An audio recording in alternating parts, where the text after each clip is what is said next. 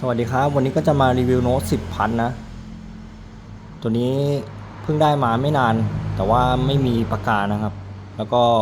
ตอนได้มาเนี่ยเครื่องติดรหัสติดเมลผมก็ฮาร์ดรีเซ็ตแล้วก็ไปปลดก็ตัวนี้ Android 12ครับถ้า Android ต่ำกว่า12สัก10เนี่ยทุกคนน่าจะปลดมือได้อยู่แต่ตัวนี้ปลดไม่ได้จอเสียนะครับแล้วก็ทำอะไรไม่ได้แล้วก็ต้องปลดเอาผ่านคอมเอาแต่ว่ามันกดได้หมดนะแค่ตรงนี้มันแตกแล้วภาพมันไปเลยอันนี้ก็คือเสียงนะครับลำโพงคู่อันนี้ลำโพงล่างตัวเดียว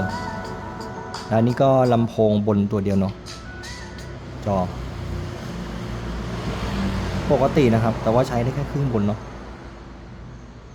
เอาก่อนแล้วก็แรมตัวนี้เป็นเครื่องออสเตรเลียนะครับผมไปเช็คมาแล้วเป็น Android 12เครื่องออสเตรเลียแล้วก็ตอนนี้จะให้ดูแรมก่อนว่ามันเท่าไหร่โอเคตอนนี้มองไม่เห็นแล้ว